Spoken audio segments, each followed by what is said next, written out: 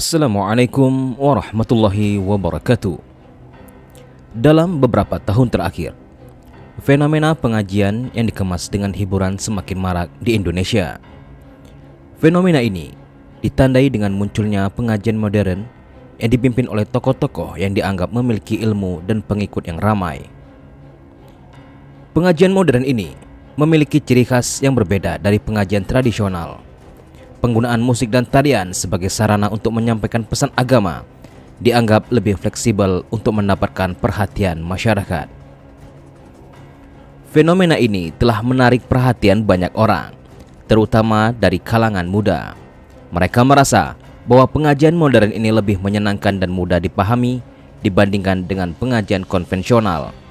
Selain itu, pengajian modern ini dianggap berhasil menarik perhatian orang-orang yang tidak biasa mengikuti pengajian.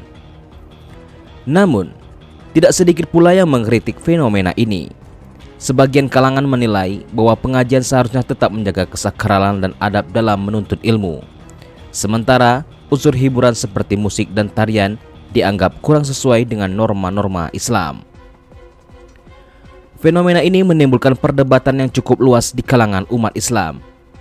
Apakah pendekatan ini merupakan inovasi dakwah yang relevan dengan zaman, ataukah justru merupakan bentuk penyimpangan dari adab dan tradisi pengajian yang seharusnya dihormati? Dalam kesempatan ini, kita akan membahas lebih lanjut tentang fenomena pengajian modern di Indonesia.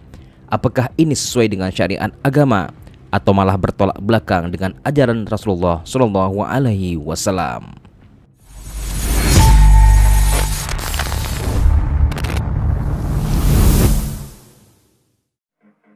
Boleh berikan tepuk tangan buat Hatur Punya Sabil Utama. Coba silakan naik ke atas. Ayo silakan tangannya dilambaikan.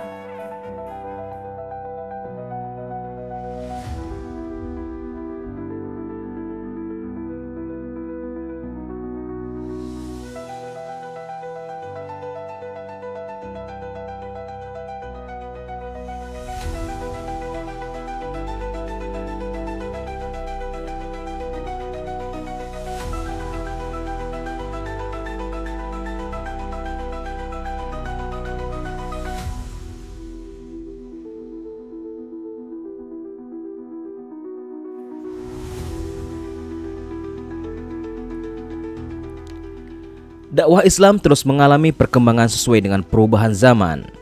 Dahulu, metode dakwah lebih banyak dilakukan di masjid, pesantren, atau majelis taklim dengan suasana yang formal dan penuh dengan ketenangan. Namun, di era digital ini, banyak dai mencoba pendekatan baru dengan dekat dengan masyarakat awam, termasuk dengan menghadirkan hiburan dalam pengajian. Musik, tarian, dan suasana santai dianggap sebagai cara efektif untuk menjangkau audiens yang lebih luas, terutama generasi muda yang terbiasa dengan budaya pop dan media sosial.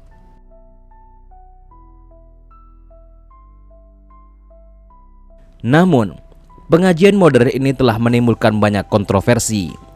Beberapa orang mengkritik pengajian modern ini karena dianggap terlalu komersial dan tidak sesuai dengan ajaran agama. Mereka juga khawatir bahwa pengajian modern ini akan membuat orang-orang menjadi lebih materialistis dan tidak peduli dengan nilai-nilai agama yang sesungguhnya.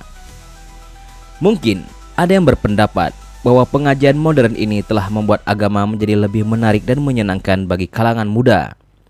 Pengajian modern ini telah menunjukkan bahwa agama tidak harus dipandang sebagai sesuatu yang kaku dan tidak fleksibel. Hal ini membuat masyarakat menjadi lebih terbuka dan toleran terhadap perbedaan agama. Ulama yang menolak konsep ini berpendapat bahwa majelis ilmu memiliki adab yang harus dijaga, seperti ketenangan, rasa hormat kepada ilmu dan guru. Musik dan tarian dianggap mengurangi kekhusyukan serta mencampur adukan dakwah dengan hiburan yang kurang etis. Di dalam agama Islam sendiri ada yang namanya tasyabbuh, yaitu larangan meniru agama atau kebiasaan yang tidak sesuai dengan ajaran Islam. Penggunaan musik dan suasana ala konser dianggap lebih mirip dengan dunia hiburan malam, sehingga dikhawatirkan dapat mengaburkan batas antara dakwah dan hiburan duniawi. Jangan sampai kita meniru ritual agama Kristen dan Yahudi yang memiliki unsur musik dan tarian dalam setiap ritual agama mereka.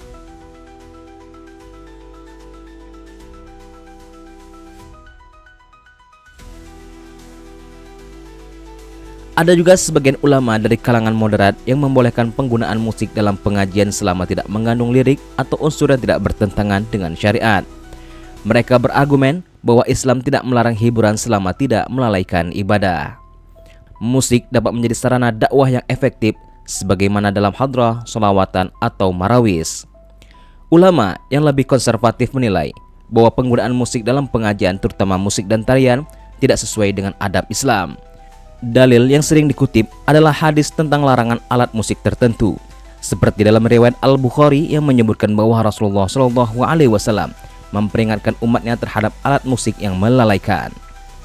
Musik dan tarian dalam pengajian dianggap lebih banyak mudaratnya daripada manfaatnya, karena dapat mengalihkan perhatian dari esensi ilmu agama.